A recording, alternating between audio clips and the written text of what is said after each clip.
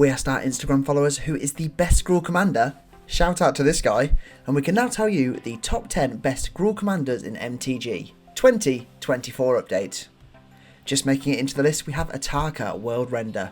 First printed in 2015's Fate Reforged, this dragon has flying and trample. Whenever a dragon you control attacks, it gains double strike until end of turn. For this deck there's only one way to go, and that is all out dragons. With over 50% of the 350 plus dragons in MTG available in our colours, we have all of the choice here. We have those classics to cheapen the cost of dragons, dragons that give us mana, dragons that have ETB or attacking triggers. The options are endless. Let's not forget recent sets like Lost Caverns of Ixalan, dragon loving cards for days. A very high mana value to cast commander, never great in EDH, so making sure as well as having dragons, having all of that standard ramp is key. Ramp yourself silly, get out Ataka as early as possible, bring out your big wide army of attacking dragons, give them double strike with Ataka, burn your enemies for the win. The dragons are my children. Moving on to number 9, we have Itali Primal Conqueror. Printed in 2023's March of the Machines, when Trampoline Itali ETBs, each player exiles cards from the top of their library until they exile a non-land card. You may cast those cards without paying their mana costs. Itali can transform into indestructible Primal Sickness, that when it deals combat damage to a player, that player gets that many poison counters. Normally 2 ways to go with Itali. First, let's look at those dinos. With around 70% of the nearly 200 dinos available in MTG fall within Itali's colours, so this is another EDH deck where you can make it more varied due to having so many options. The other way to go in a deck like this is to look into copying or cloning. Play all of the cards that will give us another copy of Itali. While most of these cards won't allow the Itali copy to stick around thanks to the legend rule, that won't matter as we'll get that second Itali ETB trigger, steal more cards, control the board, win the game, and just make our opponents rage. Next on the list we have Kbo Ukabi Prince. Printed in Jumpstart 2022, you can tap to make each player create an artifact token named Bananas that can be sacked to add either Gruul and gain 2 life. When an artifact an opponent controls is put into the graveyard from the field, put a +1/+1 counter on each ape or monkey you control. Whenever Kbo attacks, defending player sacks an artifact. Now this is a commander that will make your opponents go bananas.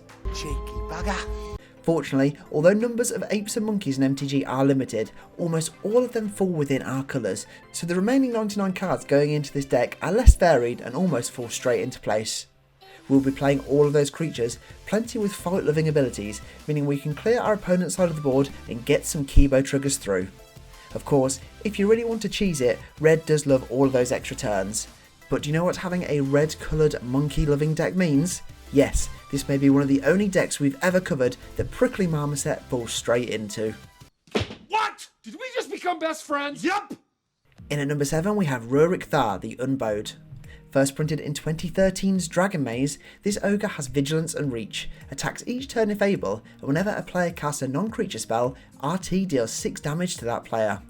Whilst not in the traditional Staxy colours, plenty of Roric decks tend to have ways to hinder our opponents to cause as much chaos as possible. Of course, if you want those win cons, then these Roric Thar decks of course include Primal Surge. Have you seen it? How could you not? Due to the amount of damage our commander will be doing once it hits the field, it will become a kill on sight commander, so having all of the protection is essential to keep RT on the field.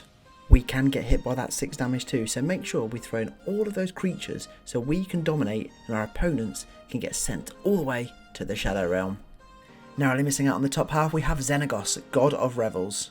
Originally printed in 2014's Born of the Gods, as long as your devotion to Gruul is less than 7, our indestructible god isn't a creature. At the beginning of combat on your turn, another creature you control gains haste and gets +X/+X until end of turn, where X is that creature's power. Let's start with the obvious. In EDH, one of Red's best friends is extra combat. Extra turns give us 2 Xenagos triggers and 2 chances to beef up one of our creatures. Usually big spells, cards that give us a chance to increase our devotion will come in clutch too. The sooner we hit 7 devotion, the sooner our big bad indestructible commander can swing for damage too. These decks tend to be pro-trample too, so having an indestructible commander that can hit through can be a valuable way to win the game. A strong commander, and one I think a few years ago would have been a bit higher up this list. I'm not new anymore. Next on up we have Fdor, Dread Wolf Herald. First printed in Commander Legends 2, whenever you cast a spell from exile or a land ETBs under your control, create a 2/2 wolf token. You can pay and discard a card to exile the top card of your library. You may play it this turn. One route here, and that is everything exile. MTG loves exile. Whether plain stating it on a card's text or many of the mechanics such as Cascade, we will have no problem filling out the 99 other cards in this deck. And if you wanted to focus on lands, there are options aplenty. From going from things from Suspend to Rebound, the options are endless. Before you know it, you'll have so many triggers and the wildest wolf army you've ever seen. A great army, and one I think should also be in the top 3. I think. Looking ahead, Gruul is so much better than I thought. That's the best. Just missing out on the bronze medal spots, we have Chisero the Shatterblade. Printed in the Neon Dynasty commander set, whenever an aura or equipment ETBs under your control, create a 2/2 spirit token with Menace. At the beginning of your end step, put a +1/+1 counter on each modified creature you control. We know the play here, that's everything aura or equipment. Starting off with auras, we have an endless amount to add here, including my always favourite, Totem Armour. Most Shatterblade owners tend to lean more into the equipment side though. Although usually more costly, having a casting cost and an equip cost, they do have the bonus that unlike auras, if your creatures die, equipment will stay on the field. Rather than going Voltron, we want to spread the auras or equipment here. Make sure we maximise that end step trigger and have our army of modified creatures getting stronger and stronger. A popular commander, but one I think is overhyped. What are your thoughts? Let me know in the comments below. For the third best commander, we have Ragga Gorgut's Boss. Another first printed in Commander Legends 2, each creature you control with a mana ability gets +2/+2. Whenever a creature you control with a mana ability attacks, untap it.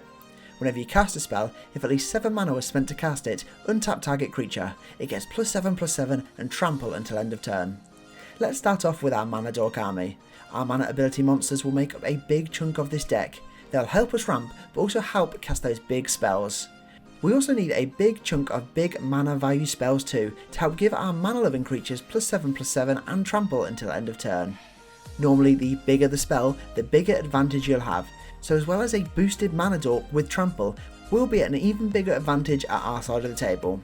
This is a mad crazy commander, and one our very own Meme Master Steve has often used to cause chaos within our playgroup. Damn you, Steve. Damn, Steve. Runner-up and the second best commander, we have Omnath Locus of Rage. First printed in 2015's Battle for Zendikar, whenever a land ETBs under your control, put a 5/5 elemental creature token onto the field. Whenever Omnath or another elemental you control dies, Omnath deals 3 damage to target creature or player. We already know Omnath decks hyper-focusing on all of that landfall. An ability first introduced way back in Zendikar, with around 60% of all the available landfall loving cards fitting our Gruul colours, we do have a bevy of options here. The more landfall cards we have, the more benefits we're getting every time a land hits our side of the field. So once again, having all of the ways to maximise our land triggers through those previously mentioned sacking lands will go a long way to help us here. Lastly, through ramp, landfall, land recursion and double land per turn enablers, this is another expensive to cast commander, but one that can really go crazy once it hits the field. And also, if you do want to be doing that 3 damage to target creature or player often, add in all of those elementals too. Winner and the best Gruul commander is Tolar Dire Overlord. Printed in 2021's Innistrad Midnight Hunt, whenever a wolf or werewolf you control deals combat damage to a player, draw a card. If you control 3 or more wolves and or werewolves on your upkeep, it transforms into the Midnight Scourge to again draw cards or give target wolf or werewolf you control +X/+0 and trample until end of turn. To start with, make sure when you finish watching this video, watch the Tolar budget brew we did a few years ago. Super sneaky and super strong. This is an all-out wolf party. A creature that's been around since day 1 of MTG with timber wolves in alpha. Wolves are more common within MTG than you'd imagine, especially in our Gruul colours. Not only are wolves popular, but wolf creature token creators are almost as plentiful as wolf creatures themselves. So we're throwing in every wolf we can see fit, making sure they all do combat damage, draw a load of cards, get it transformed, and just overrun our opponents into the ground. Another bonus here is our commander is so cheap to cast, so it could be out really early and transforming even sooner than you imagine. A great commander, worthy of its popularity and its ranking as the best Gruul commander in MTG. There we have it, that is the top 10 Gruul list. Thank you so much for watching, and don't forget to like, share and subscribe for all things MTG. Make sure to check out our link tree for all of our social media and affiliate links. For now though, I'm all tapped out, so I'll see you in the next video.